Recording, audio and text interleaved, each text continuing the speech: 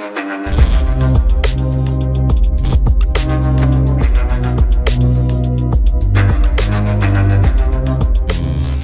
वालेकुम गाइस, कैसे हैं आप। उम्मीद करता हूं कि आप सब खैरियत से होंगे, खुश होंगे और हमारी दुआ है कि हमेशा खुश रहें, हंसते और मुस्कुराते रहें। मेरा नाम है रहमान अनवर और मैं हूँ मोहम्मद सलीम। और मैं हूं जफर इकबाल। और आज हम जिस वीडियो पर करने जा रहे हैं, इस वीडियो का टाइटल है US admits it need to India to counter China. तो देखते हैं भाई, वीडियो काफ़ी अच्छी है तो S-400 के लिहाज से तो वीडियो देखते हैं और बाद में देते रिव्यू। तो चलो वीडियो करते हैं शुरू। Hello and I welcome you all world affairs. मैं हूं प्रशांत धवन। सो अब ये बात ऑफिशियल हो चुकी है कि यूएस इंडिया पर सैंक्शंस नहीं लगाएगा। रिसेंटली आपने ऐसे आर्टिकल्स देखे होंगे, नहीं देखे तो मैं आपको दिखा देता हूं। यूएस के जो लॉ मेकर्स हैं, इन्होंने अप्रूव कर दिया है एक ऑफिशियल कार्डसा वेवर फॉर इंडिया।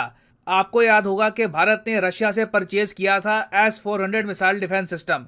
तो यूएसए ने यह कहा कि ये missile defence system since India ने परचेज किया है और रशिया पर यूएसए ने लगा रखे हैं सैंक्शंस कार्डसा एक्ट के अंडर, तो इंडिया पर भी लग सकते हैं सेकेंडरी सैंक्शंस। ऐसा ऑलरेडी यूएस कई कंट्रीज के साथ कर चुका है। फॉर एग्जांपल टर्की ने परचेज किया S-400, टर्की पे लगे सैंक्शंस। चाइना ने परचेज किया, चाइना पे लगे सैंक्शंस। मगर यहां पे आप देख सकते हैं इंडिया की जियोपॉलिटिकल पावर इतनी है कि यूएस को अलग से अपने कानून में बदलाव करने पड़े। इनके लोकसभा में वोटिंग हुई और वोटिंग के बाद एक अलग से चेंज किया गया इनके कानून में, और वहां पर अब इंडिया के लिए स्पेशल प्रोविजन है कि इंडिया को यूएस कार्डसा एक्ट के अंडर पनिश नहीं करेगा। इंडिया अकेला देश है दुनिया में जिसको कार्डसा वेवर दिया गया है। और सबसे इंटरेस्टिंग बात यह है कि जब ये वेवर इंडिया को दिया जा रहा था कि S-400 परचेज करने के बाद भी इंडिया पर सैंक्शन नहीं लगेंगे, यहां पर यूएस ने एक और बात ऐड करी कि ये सब हम कर रहे हैं चाइना के अग्रेशन को रोकने के लिए। तर्क यहां पर यह दिया गया है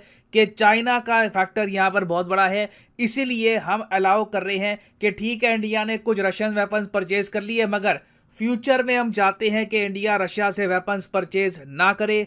हालांकि मुझको यहां पर ऐड करना पड़ेगा कि इंडिया ने कभी भी यूएस के कार्डसा वाले एक्ट को कोई इंपॉर्टेंस नहीं दी। हमारा स्टांस एज ए कंट्री ये है कि हम लोग एक कंट्री के लगाए हुए सैंक्शंस को एक्सेप्ट नहीं करते। सैंक्शंस अगर लगाने हैं तो यूनाइटेड नेशंस लगाएगा, वहां पर वोटिंग होगी, सब कंट्री मिलकर सैंक्शन लगाएंगे। एक सर्टन कंट्री को अधिकार नहीं होना चाहिए कि वो दुनिया में पुलिसिंग करेगा, वो डिसाइड करेगा कि किस पर सैंक्शन लगेंगे किस पर नहीं लगेंगे। तो मैं कहूंगा देखो, यूएसए ने अपनी तरफ से इंडिया के लिए काफी अच्छा स्टेप चला है, मगर ये स्टेप अगर ये लोग ना भी चलते तब भी इंडिया पे कुछ ज्यादा इंपैक्ट नहीं होना था। और सरप्राइज मत होइएगा अगर भविष्य में भी इंडिया और वेपन्स परचेज करता है रशिया से। नाउ अब इस टॉपिक को थोड़ा सा हम और डिस्कस करेंगे कि क्या ये वेवर मिल चुका है, क्या अभी यहाँ पर और वोटिंग होगी यूएसए में, सब कुछ मैं आपको बताऊंगा। यहाँ पर everything will become crystal clear. मगर आगे बढ़ने से पहले आपसे क्वेश्चन पूछूंगा।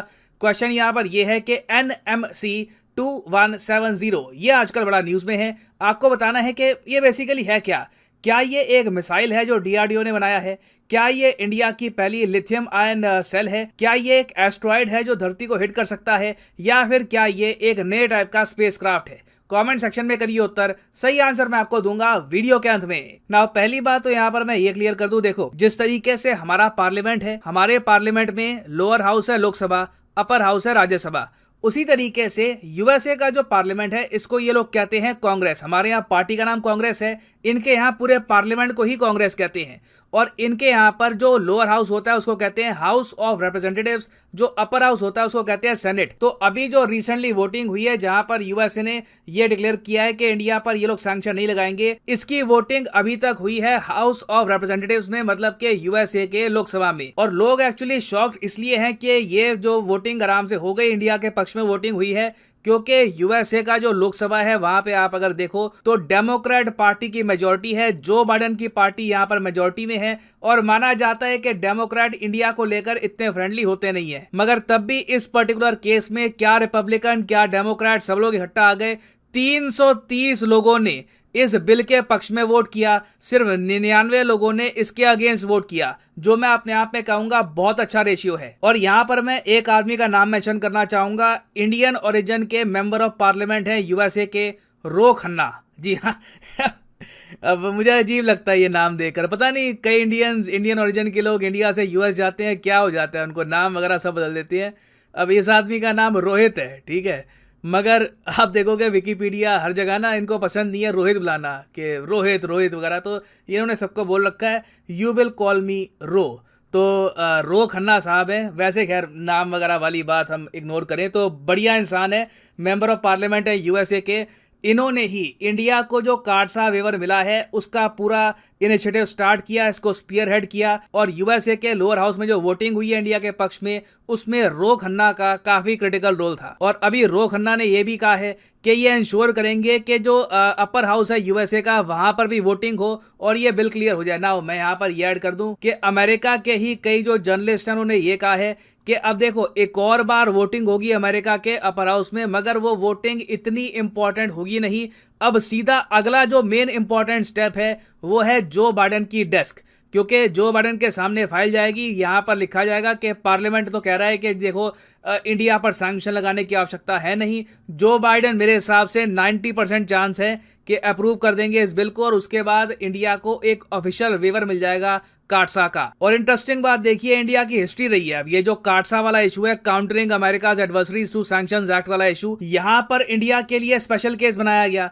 इससे पहले आप अगर जाओ आज से 10-12 साल पहले, तब इंडिया के लिए यूएसए ने स्पेशल 1, 2, 3 न्यूक्लियर एग्रीमेंट भी किया था, जिसके अंडर इंडिया अकेला देश है दुनिया में जिसने ना सीटीबीटी साइन किया है ना एनपीटी साइन किया है, मतलब कि नॉन प्रोलिफरेशन ट्रीटी, मगर तब भी यूएसए ने अलग लॉज पास कर रखे हैं इंडिया के लिए, चाहे न्यूक्लियर सेक्टर हो, डिफेंस सेक्टर हो।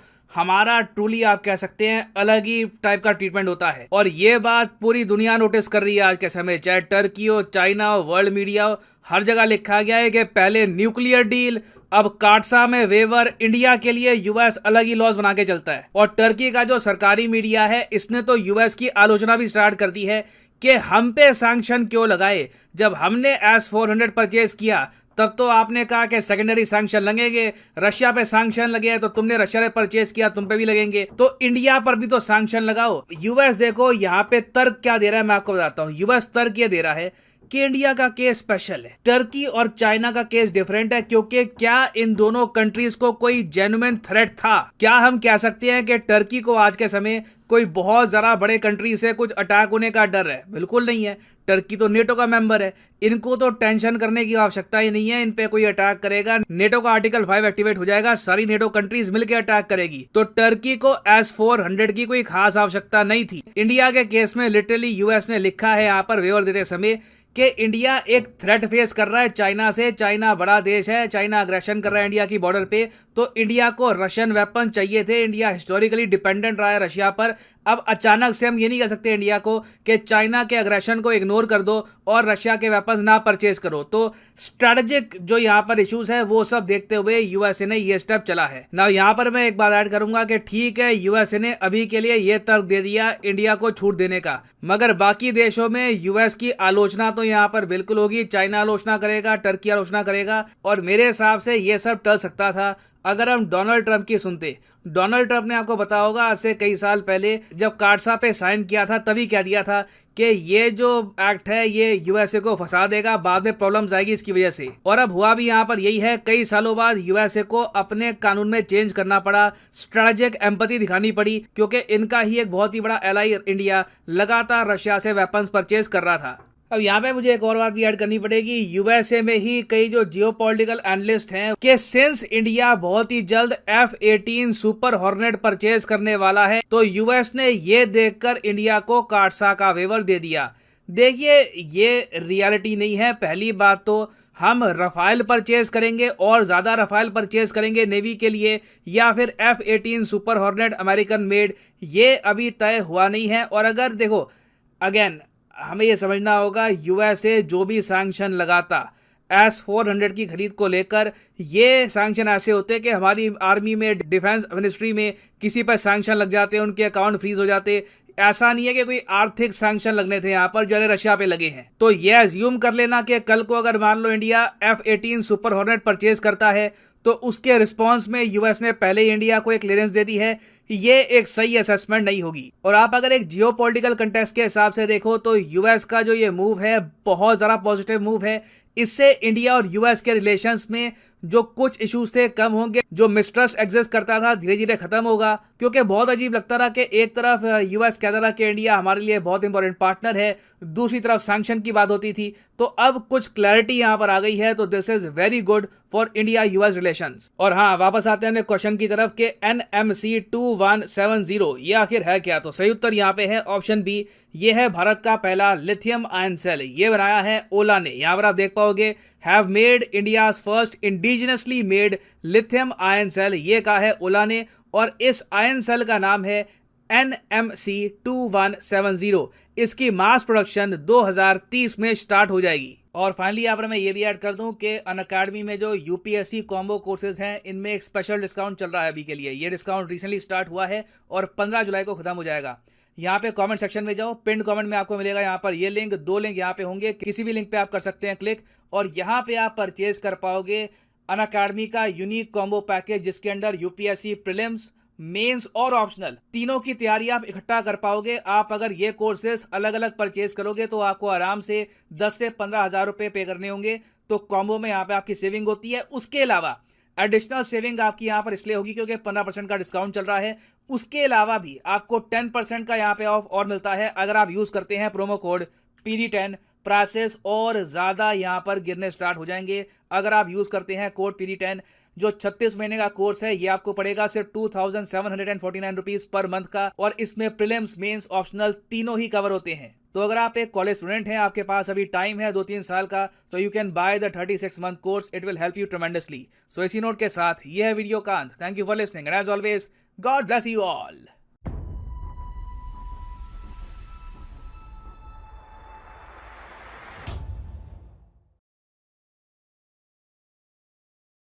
गाइस, तो जैसा कि आप वीडियो देख रहे थे तो वीडियो भी काफ़ी इंफॉर्मेटिव थी और इंडिया के लिए भी काफ़ी ही अच्छी थी, काफ़ी अच्छी थी।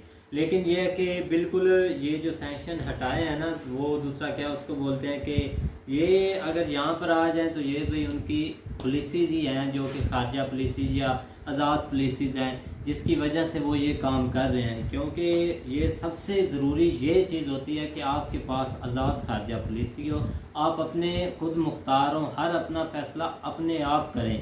तो ये जो काटसा के अंदर थे भाई, अगर ये सैंक्शन लगता तो प्रॉब्लम आ सकती थी। काफी एक डीपली पॉलिटिक्स आप देख लें वो भी हुई है, क्योंकि अमेरिका के हर भाई अदारे में इंडियन है, तो वो अब नाम चेंज करने से ये तो नहीं आप मुल्क को भूल जाएं या आप मुल्क की खातिर कुछ ना करें, तो वो बंदे भाई कुछ ना कुछ कर लेते हैं इंडिया की खातिर। आप देखा जाए तो अमेरिका को भी चाइना से बहुत खतरा है। हाँ, सेकंड पॉइंट यही आता है ना, मेन पॉइंट ही ये है। मैं पहले यही चीज सोच रहा था कि आपने यही कहना है कि इंडिया को जो है ना चाइना से जो है ना वो अमेरिका को चाइना से खतरा है, तो अब अमेरिका जो है ना वो इंडिया को इस तरह जो है ना वो इस्तेमाल करे।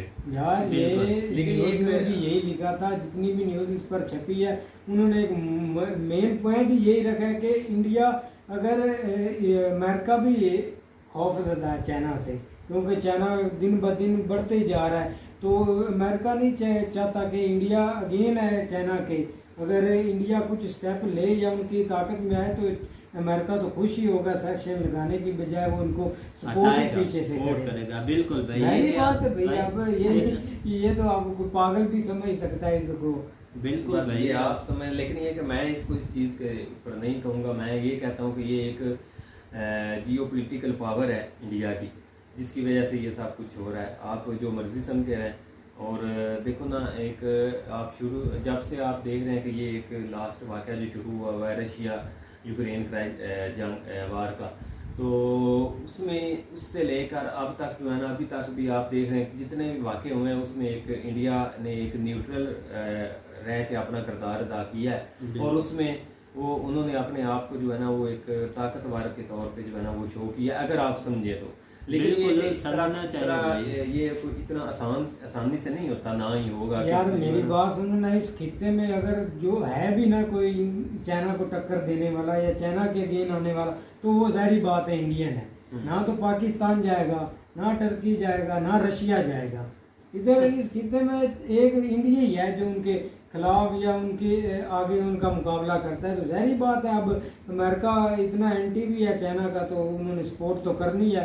आप जिस जहाँ भी जोड़े पॉइंट को, ये पॉइंट उधर उधर का निकल के इधर ही आना है चाइना। बिल्कुल चाइना ही अभी जाहिर सी बात है, आपकी मान लेते हैं भाई, क्योंकि आपने बोला है। खैर, और उसके बाद मैं नहीं बोलता, क्योंकि यार आप भी देख ले। नहीं आप बोल रहे हैं भाई, लेकिन अभी भी आपका पूरी तरह जो है ना वो बोलने का। डिसाइडेड नहीं हुआ, अभी बाइडेन के हाथ में है, तो बाइडेन अप्रूव कर देगा कि नहीं? कर देगा जहाँ तक बात है। चलो फिर ठीक। नहीं, फ्रेंडशिप भी उनकी अच्छी है इंडिया के साथ, शायद वैसे भी भाई कह दें कि नहीं करेगा, क्योंकि उन्होंने इन पर सेक्शन लगाने लिए, अब जाहिर बात है उन्होंने तेल भी खरीदा है रशिया से काफ़ी मंथ पहले, तो अभी तक उन्होंने कोई एक्शन नहीं लिया। S-400 अब उन्होंने लेते ही यही तैनात कर दिया चाइना की साइड पर, तो जाहिर बात है अब सेक्शन उन्होंने कहाँ लगाने हैं उनका। बिल्कुल भाई।